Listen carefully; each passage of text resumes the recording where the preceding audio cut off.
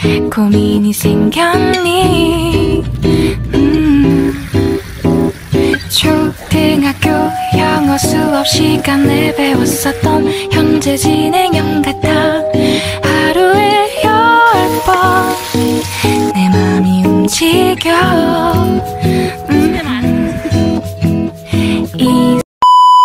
Hello everyone, আসসালামু আলাইকুম, welcome back to my channel. আজকে তোমাদের সাথে শেয়ার করব আমার একটা উইকেন্ড। আমার প্ল্যান আছে আজকে কিম্বাব বানানোর, তো ভাবলাম যে ভিডিওটা সকাল থেকেই শুরু করি। যদি এটা নর্মাল কিম্বাবের মতন না, মানে ট্রায়াঙ্গেল কিম্বাব যে থাকে না, 3 কোনা, সেটা তোমরাও চাইলে বাসায় বানিয়ে খেতে পারবা। যেহেতু শনিবারে আমার হাজবেন্ডের অফ থাকে না, শুধু রবিবার অফ থাকে, তাই শনিবার দিন সকাল সকাল আমি চলে যাই আমার চশমাটা ঠিক করানোর জন্য।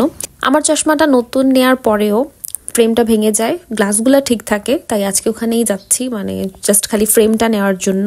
তোমরা যেহেতু আমার মতনই কোরিয়ান ভিলা টাইপের বাসাগুলা খুব পছন্দ করো, তাই ভাবলাম তোমাদের জন্য একটু ভিডিও করে তোমাদেরকে দেখাই। তোমরা এর আগের ভিডিওতে আমাকে হোম ট্যুরে জিজ্ঞেস করেছিলা যে বাসা খালি থাকলে কিভাবে বুঝবো।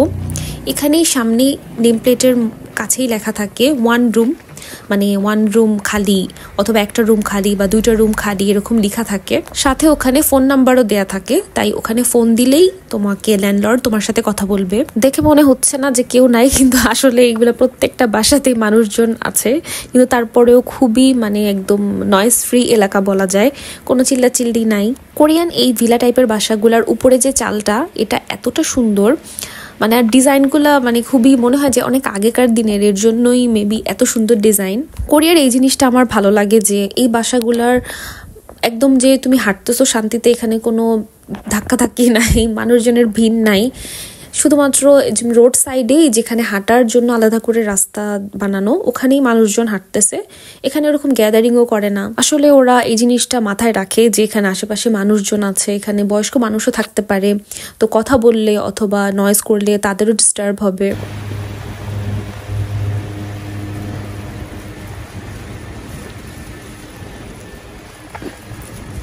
তোমাদেরকে আরেকটা সুন্দর জিনিস দেখাই, এই যে এরকম রাস্তার ঠিক নিচের দিকে এরকম একটা হাঁটার রাস্তা বানানো থাকে, সেখানে মানুষজন হাঁটতে পারে।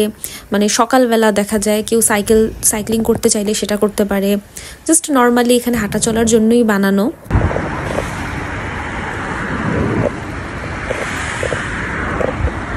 কিছুদিন আগেও এই লেক টাইপের জায়গাগুলো মানে ফুল একদম ফ্রোজেন ছিল, কিন্তু এখন যেহেতু আস্তে আস্তে ঠান্ডাটা কমতেছে, যদিও চুনচনে ঠান্ডা কমার কোনো নাম নাই, এখনও অনেক বেশি ঠান্ডা। এরকম জায়গায় জায়গায় কোরিয়াতে বানানো, এখানে সবাই হাঁটে, তারপরে এখানে কেউ বসে থাকে। তো আমি যখনই এখানে আসি তখনই আমি এখান থেকে, এটা আমার খুব ভালো লাগে, জাস্ট খালি আমি ক্রস করে ওপাশে যাই, আবার ওখান থেকে হেঁটে হেঁটে এই পাশে আসি, তারপরে এভাবে দাঁড়ায় থাকি মাঝখানে। এখানে শুধুমাত্র যদি কেউ বসেও থাকে এত রিল্যাক্সিং লাগে।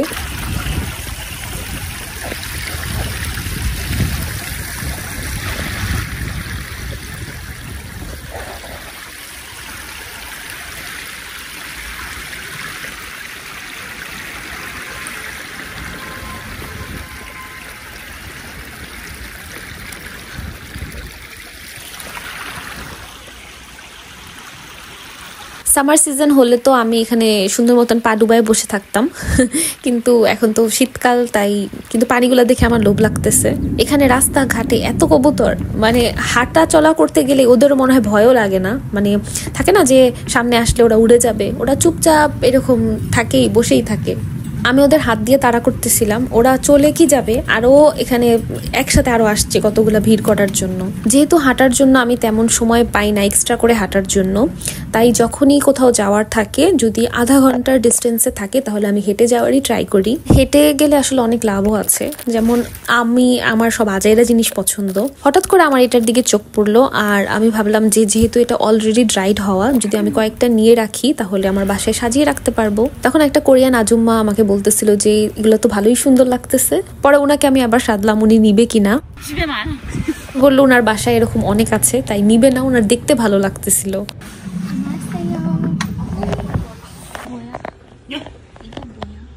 인절미.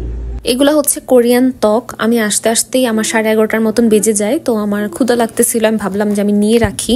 এরকম ফ্রেশলি বানানো কোরিয়ান ত্বক, মানে কোরিয়ান আঠালো যে চাল ওটা দিয়ে এটা বানানো থাকে। পরে নেভারে চেক করলাম যে এটা রিভিউ অনেক ভালো, পরে এর জন্য এখান থেকে নিলাম। তারপরে এখন এটা তো কোথাও বসে খেতে হবে, তাই একটা 7-Eleven মানে কোরিয়ান যে CVS স্টোরগুলো আছে এটাতে চলে গেলাম। আর এটা 1+1 ছিল, দুইটা ইচ্ছা করে নিয়েছি কারণ ইনজলমিগুলা খুবই স্টিকি হয়। এটা নিয়ে আমার একটা খুবই বাজে এক্সপিরিয়েন্স আছে। কোরিয়ান ল্যাবমেটরা আমাকে ফার্স্টে এটা ট্রাই করায়, তখন আমি ভাবছি কি যেমন হয় বাংলাদেশের ছানা, আমার কাছে দেখে তো ছানার মতনই মনে হয়, আর সফটও ছিল, তাই আমি একবারই একটা বিগ বাইট নিয়ে নিই। আর পরে আমি মুখ নাড়াতেই পারতেছিলাম না, অনেক কষ্টে খাওয়ার পরে মনে হতেছিল কি আমার গলায় এটা আটকে গিয়েছে। তারপর সাথে সাথে পানি খেয়ে তারপর নর্মাল হই। তো এরপরে আমি কানে ধরি যে আমি আর কখনোই খাবো না, কিন্তু আমার এটা আস্তে আস্তে অনেকবার খেতে খেতে এখন এটা আমার ইউজড টু হয়ে গেছে। কিন্তু অল্প অল্প করে খেতে হয় আর জিনিসটা ভালোই মজা। তারপরে ভাবলাম হালাল সার্টিফাইড রামেন যেহেতু এখন অনেক CVS স্টোরেই পাওয়া যায়, তাই খুঁজি যে আছে কিনা। এটা কিন্তু লেবেল করা যে এটা চিংড়ি দিয়ে বানানো, কিন্তু ভেতরে দাগগুকি লেখা, মানে এটার মধ্যে চিকেনও আছে, তো এটা তো খাওয়া যাবে না। এই বিবিমিয়নটার ইনগ্রিডিয়েন্টস হালাল ছিল, কিন্তু এটা একসাথে পর্কের সাথে সেম ফ্যাসিলিটিসে বানানো হয়, তাই এটা নেইনি। আর আমি প্রায় প্রত্যেক ভিডিওতেই আমার বলা হয় যে কোরিয়াতে হালাল সার্টিফাইড মিট ছাড়া বাকি সব মিটই ইসলামিক ওয়েতে জবাই করা হয় না, তাই হারাম। তারপরে দেখি তোমরা কমেন্টসে বারবার এটার কথাই জিজ্ঞেস করো। আর এখানে রামেন মেশিন দেখেই মেইনলি আমি একটা নিতে চেলাম, কিন্তু এখানে তো ছিলই না। তারপর আমি বাসে করে বাসায় চলে আসি, আর আমি ওয়েট করতেছিলাম। আমি একটা ড্রেস অর্ডার করেছিলাম কোপাং থেকে, তোমাদেরকে ওটার লিঙ্ক এখানে আমি দিয়ে দিব, তোমরা চাইলে কোপাং থেকে অর্ডার করতে পারো। কোপাংয়ে নর্মালি ভালোই ডিসকাউন্টে পাওয়া যায়, আর এই ড্রেসটা আমি এত ডিসকাউন্টে পেয়েছি তোমরা ভাবতেও পারবা না। এটার প্রাইস ছিল 23,000 ওনের মতন, অনলি 4,000 ওনেই আমি এটা পেয়ে যাই। আর এর জন্য আমি সাথে সাথে এটা অর্ডার করে ফেলি। আমি ভেবেছিলাম এটা জর্জেট কাপড়ের হবে, কিন্তু এটা জর্জেট কাপড়ের ছিল না, কিন্তু যেমনই ছিল ভালো ছিল। সাথে একটা বেল্টও দেওয়া ছিল, কিন্তু আমার এটা দরকার নেই, আমার এভাবে লুজই ভালো লাগে। তারপর বানাতে বসে গেলাম কিমবাব। এটা হচ্ছে ট্রায়াঙ্গেল কিমবাব। আর যেহেতু আমি এখন একাই খাবো দুপুরে, তাই অল্প করেই বানাবো, কিন্তু ভাতের পরিমাণটা আমি একটু বেশি নিয়ে নিয়েছি। আর এটা হচ্ছে স্যামন মাছ, এটার কাটাগুলা বেছে তারপরে ভাতের সাথে ভালো করে মিশিয়ে নিচ্ছি। আর এটার মধ্যে একটু সিসাম সিড অ্যাড করেছিলাম। কোরিয়ানরা এই ভাতটার সাথে শুধুমাত্র সিসাম সিড আর সিসাম অয়েল ইউজ করে, আর ওটা দিয়েই ভাতটাকে মাখায়। আর টুনা মাছকে মেয়োনিজের সাথে মিশিয়ে ওটা ভেতরে ফিলিং হিসাবে ইউজ করে। আর আমি এটার মধ্যে টুনা মাছ ইউজ করিনি, একবারেই ভাতের সাথে সবকিছু মাখিয়ে তারপরে এটার ভেতরে দিয়ে দিলাম। কোরিয়ান চাল খুবই স্টিকি হয়, তারপরও এটাকে ভালোভাবে প্রেস করতে হবে যেন প্রপার ট্রায়াঙ্গেল শেপটা যেন আসে। আমি যদিও এই কিমবাব মেকারে বানাচ্ছি, কিন্তু তোমরা চাইলে এটা হাতে শেপ দিয়েও বানাতে পারো। এখন উপরের একটু অংশ খালি রাখতে হবে, এরপরে এই যে উপরের লেয়ারটা আছে এটা দিয়ে ভালো করে প্রেস করতে হবে।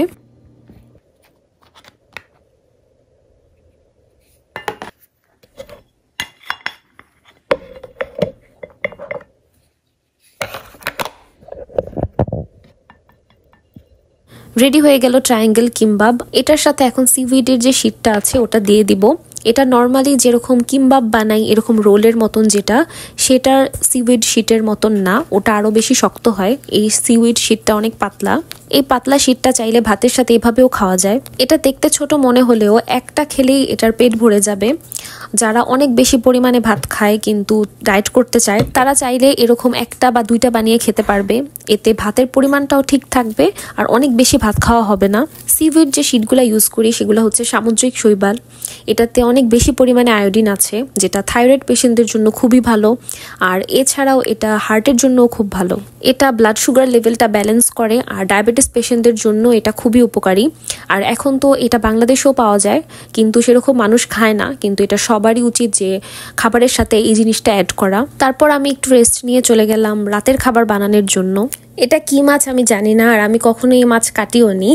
আর কোরিয়াতে স্যালমন মাছ ছাড়া অন্য কোনো মাছে অনেক বেশি গন্ধ হয় দেখে এগুলো আনতেও মানা করি, কিন্তু আমার হাজবেন্ড বললো এই মাছটা নাকি খেতে মজা, আর তার জন্য এটা নিয়ে আসছে। আজকে রান্না করলে বোঝা যাবে যে এটা মজা নাকি। আর আমরা মাছ রান্না করলেই এই করলা দিয়ে রান্না ট্রাই করি। আমার হাজবেন্ডের করলা দিয়েই মাছ দিয়ে বেশি মজা লাগে, তাই এভাবে করেই বেশি বানাই। আর তারপরের দিন বানাই একদম ঝাল ঝাল করে গরুর মাংস ভুনা। আর আমাদের একদমই খাওয়া হয় না বিফ অথবা মাটন, এটাই দুইটাই দেখা যায় খুব কম খাওয়া হয়। আর উইকেন্ড ছাড়া তো এই বাংলাদেশি খাবারগুলো একদমই বানানো হয় না। অনেকদিন পরে বানাচ্ছিলাম আর সাথে উইকেন্ড ব্লগও বানাচ্ছি, তাই ভাবলাম একটু ভিডিও করে রাখি। আর যখনই এরকম ধরনের খাবার খাওয়া হয় সে খাবারগুলোর সাথে কোরিয়ানদের মতন এরকম সাইড ডিশ খাওয়ার ট্রাই করি। এটা হচ্ছে পিকলড র্যাডিশ, মানে ভিনেগারে ভেজানো থাকে আর খেতেও খুব মজা লাগে, মনেই হয় না যে মূলা খাচ্ছি। আর খাবার হজম হওয়াতে অনেক বেশি হেল্প করে। তো আজকের ভিডিওটা এই পর্যন্তই ছিল, দেখা হবে অন্য একটি ভিডিওতে। টিল দেন আল্লাহ হাফেজ, বাই বাই।